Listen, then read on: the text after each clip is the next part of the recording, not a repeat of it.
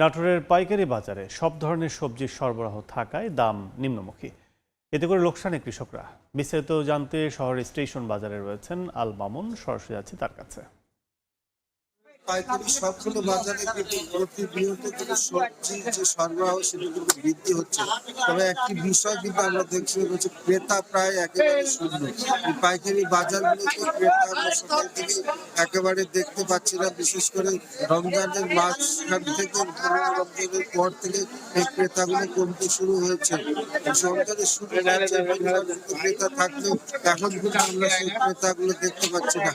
বিশেষ করে এই নাটোর স্টেশন বাজার থেকে এই বিভিন্ন খুচরা পর্যায়ের রাজনীতি বাজারের ক্রেতারা খুচরা বিক্রেতারা যে সবজি কিনেন তারা কিন্তু আজকে সেই পর্যায়ে কিন্তু আমরা দেখছি না। আমরা এই ক্রেতার অভাবে কিন্তু দাম কমে আসছে বলে আমরা সেটা সকাল থেকে দেখছি।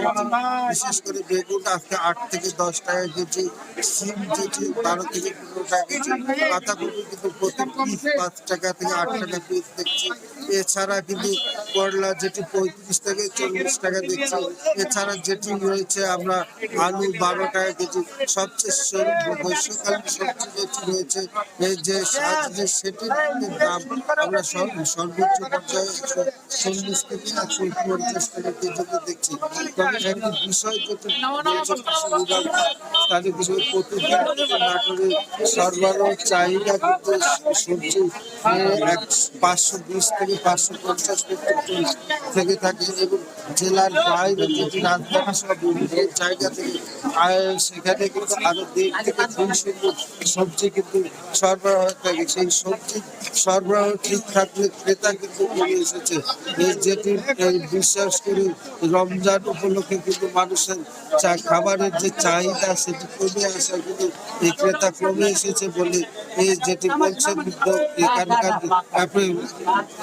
বলছেন যেটি যে এখানকার বিক্রেতা এবং ক্রেতারা এবং এই দাম কমে আসার ফলে কৃষকরা কিন্তু লোকসান হচ্ছে। শীতকালীন সবজি যেটি 1,20,000 মেট্রিক টন উৎপাদন শেষে এখন গ্রীষ্মকালীন সবজি সেটি উৎপাদন হয়েছিল। আমার কাছে নাটোর স্টেশন বাজার থেকে সবজি বাজারের সর্বশেষ পাইকারি বাজারের সবশেষ খবর জানাতে সরাসরি ছিলাম নাটোরে।